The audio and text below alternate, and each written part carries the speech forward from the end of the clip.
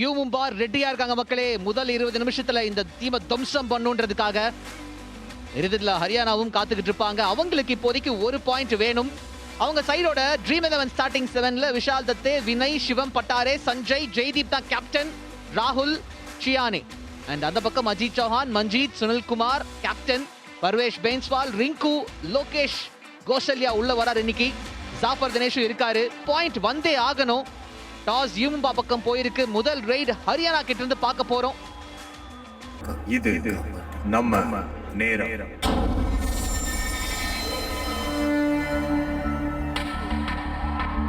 இத்தனை நாட்கள் ஆடின ஆட்டம்லாம் ஒரு பக்கம் இருக்கட்டும், இன்னைக்கு நீங்க ஜெயிச்சே ஆகணும் பேட்டே. ஷேர்கா பேட்டா ஷேர் அப்படின்னு சொல்லிட்டு மன்பிரீத் வருவாரு. ஏன்னா அவங்க ஆடுற 22வது ஆட்டம். இதுல ஒரு பாயிண்ட் எடுத்தே ஆகணும். இது வரைக்கும் ஆடினதெல்லாம் மறந்துருங்க அப்படின்றதா சொல்லுவார் நிச்சயமா. யூமும்பா அதை கொடுக்க மாட்டோம் நிப்பாங்க. வினய் வந்த உடனே பாருங்க, சமத்தியான ஒரு டாக்கிள். இன்னையோட மேட்சை பார்த்தீங்கன்னா, இன்னையோட டீம் காம்பினேஷனை பார்த்தீங்கன்னா, மும்பைக்கு உண்மையாகவே ரொம்பவே ஒரு கான்ஃபிடென்ட்டான ஒரு கேமை கொடுக்கறது மாதிரி தாங்க வந்திருக்கிறாங்க டீமுக்குள்ள. ஏன்னா இன்னையோட மேட்ச் பொறுத்தளவில் யூமும்பாவுக்கு ரொம்பவே ஒரு முக்கியமான மேட்சுங்க. சும்மா சொல்லக்கூடாது, அந்த மோட்டிவேட் பண்ணி நம்ம எவ்வளோதான் அன்ஃபிட்டாக இருந்தால் கூட ஒரு கேமு காமிக்க வச்சுருவாங்க சூப்பராக. நிச்சயமா டிஃபென்ஸ் சரமா இருந்துச்சு. ஷாட்லு பண்ணிக்கணும். ஜஃபர் தினேஷ் வெளில போயிருக்காரு. அண்ணன் அப்படிலாம் விட்டுற மாட்டோம். நீங்க இப்போதைக்கு முதல் 10 நிமிஷம் என்ன நடக்குதுன்னு சொல்லி ஆகணும். இன்னும் 8 நிமிஷம் பாக்கி இருக்கு. டக்குன்னு சொல்லுங்க பாப்போம். அஜித் ஒரு 4 பாயிண்ட் எடுப்பாருங்க. 4 பாயிண்ட். ஓகே, அவரும் கத்துக்கிட்டாரு. எப்படி நம்ம முதல்ல வந்த புதுசுல 10 பாயிண்ட் எல்லாம் சொன்னார். நடக்காதுன்னு தெரிஞ்சு போச்சு அவருக்கு. இந்த மேட்ச் எங்களுக்கு எவ்வளவு முக்கியம் அப்படின்றத காமிச்சுக்கிட்டு இருக்காங்க. சுனில் மேல எதுக்காக இப்போதைக்கு நாங்க ஒரு பட்டம் வச்சிருக்கோம். வாய்ப்பு இருக்கு 2 பாயிண்ட்டுக்கு. அங்க பாருங்க, அந்த கோவத்துக்கு நியாயம் இருக்கு. சிவம் பட்டாரு என்ன பண்ணாருன்னா, டச்சுக்கு போறன்ற மாதிரி போனாரு. ஆனா ரிங்கு உள்ள வந்த உடனே டக்குன்னு தூக்கிட்டு வந்துட்டாரு. அந்த சிவம் பட்டாரையோட அந்த ஃபிட்னஸ் லெவல பாருங்க. உண்மையாவே ஒரு பந்து மாதிரிங்க ரியாக்ட் பண்றதுல உண்மையாவே அவர் ரொம்பவே ஈஸியான ஒரு டேக்கல் எல்லாம் அவர் பண்ணிடே முடியாது. ஒரு டிஃபெண்டர் ரைடுக்கு போகும்போது ஒரு கோச் சைட்ல இருந்து டிமோட்டிவேட் பண்ணா கண்டிப்பா அவங்க லெவலை கம்மி தான் பண்ண. அதுதாங்க அந்த காம்பினேஷன் கேட்ச்னு நான் எப்போதுமே சொல்லிட்டே இருப்பேன். அந்த ஹரியானாவில் பார்த்தீங்கன்னா லெஃப்ட் கார்னருங்க, சாரி ரைட் கார்னருங்க, அவர் உண்மையாவே ஒரு நல்ல விளையாடக்கூடிய ஒரு பிளேயரு. அதாவது ரொம்பவே பல்க்ல எனக்கு கீழே வச்சு ஒரு கேட்ச் பண்ணும் போது சூப்பரா டீம் கேமா விளையாண்டு ஒரு சூப்பரா டேக்கிள் பண்ணிருக்காங்க. சிவம் பட்டாரே முன்னாடி மட்டும் இல்ல, பின்னாடி ஒரு கண்டு வழக்கமா செய்யக்கூடியதாங்க இது. பர்வேஷ் பெயின்ஸ்வால் அந்த லாபில கால வைக்கிறது பல வருஷங்கள் நடக்கிறது, இப்பயும் நடந்திருக்கு. வினய எடுத்துக்கிட்டீங்கன்னா 2 பேரும் ஒரே மாதிரி தான். அவர் லெஃப்ட்ல எடுத்தாருன்னா இவர் ரைட்ல பண்ணி கொடுப்பாங்க. டீமுக்கான சூப்பரா பாயிண்ட் எடுத்து கொடுக்க ஒரு கெப்பாசிட்டி 2 ரைடர்ஸ்க்குமே இருக்குங்க. அதுல ரோஹித் ராகவுக்கு ஒரு போனஸ் மட்டும் விடுறாங்க. இப்போ ஏன்னா உள்ள 2 பேர் தான், நம்ம உள்ள போய் எடுத்துப்போம் அப்படின்றதுக்காக மாட்டிருக்காரா ஷாட்லு. அதுதான் அவசரமா நான் உள்ள போறேன்னு நினைச்சாரு. டக்குன்னு அவரை புடிச்சே தீர்வு. சுனில் பாருங்க, விட மாட்டேன்னு முடிச்சிருக்காங்க. கொண்டு போய் வெளில தள்ளிடுவாங்க நினைக்கிறேன் எனக்கு தெரிஞ்சு. இல்ல, இன்னொரு பாயிண்ட் நீங்க எடுத்துட்டீங்கன்னா, எப்பயுமே சாதுல் ரைடு வந்தா சுனில் ரொம்பவே அக்ரெசிவாவே ஆடுவாருங்க. அது ஏன்னா இல்ல, அது தட்டி கொடுத்துட்டு போறாரு, சூப்பராவே தட்டி கொடுத்துட்டு போறாரு. பட் இருந்தாலும் சுனிலுக்கு ஒரு ரைடருக்கு நம்ம வேணா பாயிண்ட் கொடுக்கலாம். ஒரு டிஃபெண்டருக்கு நம்ம மெயின் டிஃபெண்டரா இருந்துகிட்டு ஒரு பாயிண்ட் கொடுக்க கூடாது அப்படிங்கிற பாயிண்ட்ல ரொம்பவே அக்ரெசிவான விளையாடக்கூடிய ஒரு பிளேயருங்க சுனில்.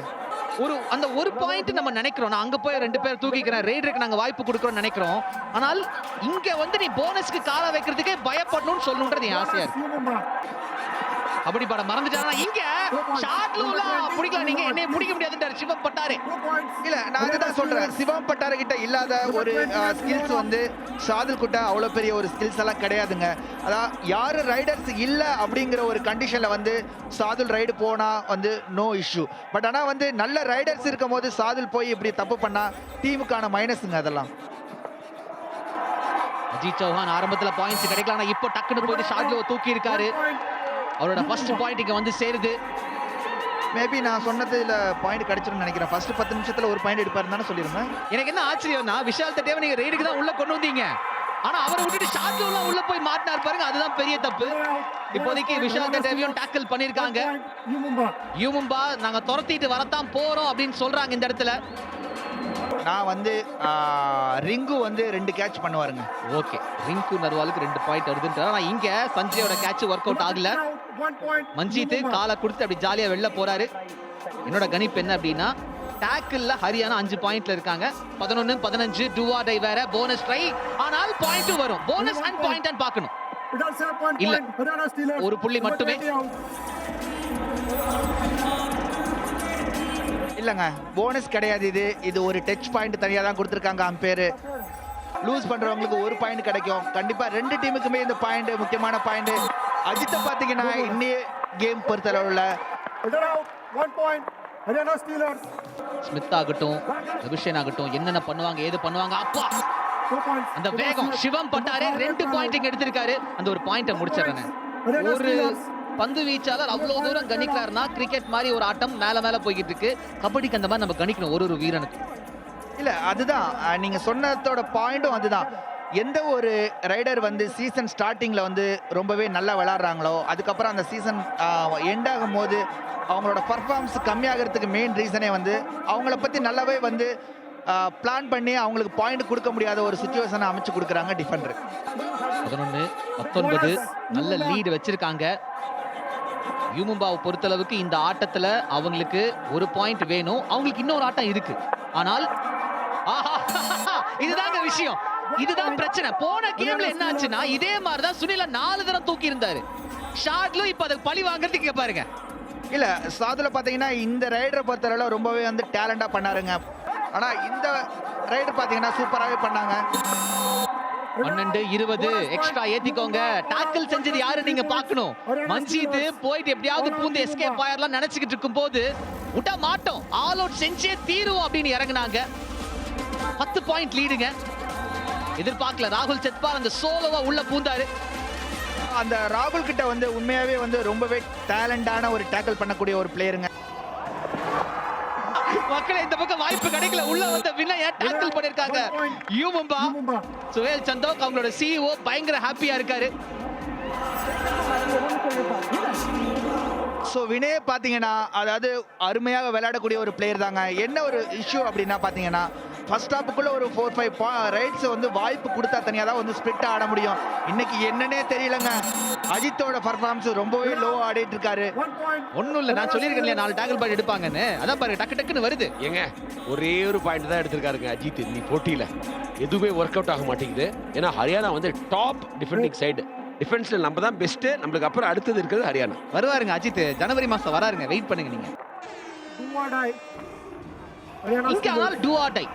உள்ளுக்குள்ள சிவம் தட்டை அப்பப்போ வரக்கூடியவர் இப்பவும் வந்திருக்காரு. பாயிண்ட் வேணும். இருக்கிறது 4 பேரு. சுனில் செயின் இல்லாம தனியா நிக்கிறாப்ல. பின்னாடி பர்வேஷ் வெயிட் பண்ணிருக்காரு. வரலாமா வேண்டாமான்னு. சிவம் தட்டைக்கு பாயிண்ட் நிச்சயமா தேவை. அட்டாக் எனக்கு தெரிஞ்சு சுனில் தாங்க தூக்கணும். அவர் தான் மெயின். வாய்ப்பில்லை ராஜா. இதுல அமீன் சான்ஸ் கொடுக்கல. அழகா ஒரு டாக்கல போட்டு உட்கார வச்சிருக்காங்க விஷால் தட்டையவை. இந்த ஹரியானா டீமை பொறுத்தளவுலங்க சிவம் தட்டையா இருக்கட்டும், சிவம் பட்டையராவா இருக்கட்டும், இல்ல வினயா இருக்கட்டும், உண்மையாவே எனக்கு ரொம்ப பொறாமையா இருக்குங்க. அந்த டீம்ல பாத்தீங்கன்னா இந்த 3 ரைடருமே வந்து டீமுக்காக வந்து ரொம்பவே இம்பார்ட்டன்டான பாயிண்ட்ஸ் எல்லாம் வந்து அருமையா எடுத்து கொடுப்பாங்கங்க. அதாவது அந்த கிளாக்க டிக் பண்ணிட்டே இருக்கிற மாதிரி தான் ஸ்கோர் லைன் டிக் பண்ணிட்டே இருக்காங்க. மாட்டிருக்காரா? இல்லை, தொட்டுட்டாங்க. 2 பேரும் சேர்த்து தூக்கி இருக்காரு. உள்ள வந்திருக்க ரைடர். ஆக மொத்தத்துல ஆல் அவுட் நடந்திருக்கு. கடைசி கட்டத்துல இப்படிப்பட்ட ஒரு ஆல் அவுட்டை வினய் செய்ய முடியுதுன்னா மேட்சை தூக்கிட்டு போறோம் அப்படின்ற ஸ்டேட்மெண்ட் கொடுத்திருக்காரு. போன ரைட்ல சதீஷ் வந்து போனஸோட டச் பாயிண்ட் ட்ரை பண்ணிருக்கணும். 2 டிஃபெண்டர் இருக்கிறது பத்தாது குடிக்கிறதுக்கு. ஹரியானாக்கு நல்ல ரைடர்ஸ் இருக்காங்க. Bonus plus 1 எடுத்துருக்கணும். வினய் வந்து ஈஸியா ஆல் அவுட் பண்ணிருக்காரு. அந்த தவறு சதீஷ் செஞ்சிருக்க வேணாம்னு நினைக்கிறேன். நீங்க சொன்னது மாதிரியே உண்மையே வந்து ஒரு ரொம்பவே ஒரு டெடிஷனலான பிளேயருங்க அவரு. கண்டிப்பா வந்து ஒரு கம்பேக் கொடுப்பாரு. அவரால ஒரு கம்பேக் வரும் யூமும்பாக்கு அப்படின்னு நான் வெயிட் பண்றேன். விட்டாரா? விட்டுருக்காரு. 6வது பாயிண்ட். ராகுல் செத்பால செதற அடிச்சிருக்காரு சதீஷ். இங்க இது வந்து மேபி பிளே ஆஃப்ல அவருக்கு ஒரு வாய்ப்பை கொடுக்குமா? 3வது ரைடரா அடுத்த வருஷத்துக்கு நல்ல வாய்ப்பு. சிறப்பு சதீஷ், அருமை, அழகு, அற்புதம். ஒருவேளை இப்படி யோசிச்சிருப்பாரு சுனில். கொஞ்சம் அவசரப்பட வேண்டான்னு கூட, நீ கொஞ்சம் வெயிட் பண்ணு, உனக்கு இன்னொரு வாய்ப்பு வேணும் அப்படின்னு சொல்லி கொடுத்துருக்காங்க. பாருங்க மூணாவது 3 பாயிண்ட்ன்றாங்க. போனஸ் வேற இவர் கேக்குறாரு. போட்டி பூனேல நடந்துகிட்டு இருக்கு. ஒரு மகாராஷ்டிரா அணி ஆடிட்டு இருக்காங்க. எல்லாம் ஹரியானாக்கு சப்போர்ட் பண்ணிட்டு இருக்காங்க அங்க. ஆடுறது பூனே இல்லைங்க, யூ மும்பா. அவ ஒர்க் அவுட் ஆகாது அவங்களுக்கு. அப்படி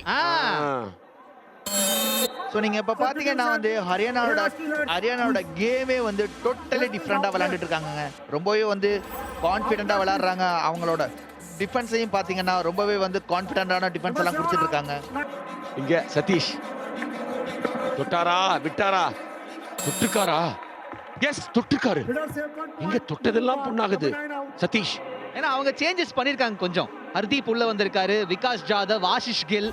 ஏன்னா அவங்களுக்கு என்னன்னா கொஞ்சம் டைம் எடுத்துக்கோ. செயின்ல தொட்டு இருந்தாருன்னா 2 பேர் தூக்கி இருக்கலாம். 1 பாயிண்ட் தான். உண்மையாவே வந்து அந்த டைமிங்கா இருக்கட்டும், அந்த டெடிஷனலா இருக்கட்டும், சொல்றத ரொம்பவே அருமையா கேட்டு விளையாடக்கூடிய ஒரு பிளேயருங்க அவரு. வாய்ப்பில்ல. உள்ள வந்துட முடியும் நினைச்சாங்க லாபியை பயன்படுத்தி. பரவாயில்ல பேட்டே, ஒன்னும் பிரச்சனை இல்லை, உன்னை இறக்கி விட்டுருக்கிறது ட்ரை பண்ணி பார்க்கறது நோ ப்ராப்ளம் சொல்லியிருக்காரு. இப்பொழுதுக்கு தபங் தில்லியும் யூபியோதாஸும் பட்னா பைரஸுக்கும் சான்ஸ் கம்மி ஆயிடுச்சு. என்னங்க ஆவேசம் அம்மன் மாதிரி இருக்காரு, நான் ஆட மட்டும் முடியல அவர்னால. பாயிண்ட் மட்டும் கொஞ்சம் கஷ்டப்பட்டுட்டு இருக்காரு. எப்பா என்னங்க எங்க இருந்து வந்து ஒரு டாக்கிளுங்க அது. சௌரவ் ராவத் நல்லா பில்ட் பயங்கரமா இருக்கு. ஆனால் நீ கொஞ்சம் பேலன்ஸ் இல்லாத மாதிரி தான் இருக்காரு ஆட. யூ மும்பானா வச்சு செய்வார். கரெக்டான பாயிண்ட சொன்னீங்க. அதாவது வந்து சதீஷ்க்கு வந்து இன்னும் கொஞ்சம் முன்னாடியே வந்து நம்ம ஒரு வாய்ப்பை கொடுத்துருந்தாங்கன்னா அவரோட சூப்பர் 10 கூட கம்ப்ளீட் பண்ணிருக்கிறதுக்கான வாய்ப்பு நிறையவே இருந்திருக்கு. உண்மையிலே இந்த பையன் நல்லா வரணும், வளரணும், நிறைய ஜெயிக்கணும். எனக்கு அந்த சூப்பர் 10 வரலன்றது கொஞ்சம் வருத்தம். பரவாயில்லைங்க, இந்த ஒரு ஆட்டத்துல அவரோட அந்த அந்த ஆட்டத்தை கண்டுபிடிச்சிட்டாங்கல்ல யூ மும்பா, அதுவே நமக்கு போதும். சூப்பர் 10 வரலன்னா பரவாயில்லைங்க. அடுத்த போட்டியில ஸ்டார்டிங் 7ல இடம் வேணும். பிளே ஆஃப்ல கண்டிப்பா வரும். நல்ல ஒரு பாயிண்ட் இது. ஏன்னா வந்து இந்த கேம்ல வாய்ப்பு கொடுத்ததுனால தான் வந்து நெக்ஸ்ட் வந்து அவரோட கேம் வந்து காமிக்கிறதுக்கு வாய்ப்பு இருந்துச்சு. நடக்குங்க கண்டிப்பா, அதுல எந்த விதமான மாற்று கருத்தும் கிடையாது. மன்பிரீத்தின் மைந்தர்கள் வெறியானாங்கன்னா மேல பறக்கும் ஹரியானான்னு பல நாளா சொல்லிட்டு இருந்தோம். அந்த டாப் ஆஃப் த டேபிள் அதை முடிவு பண்றாங்க இப்போதைக்கு.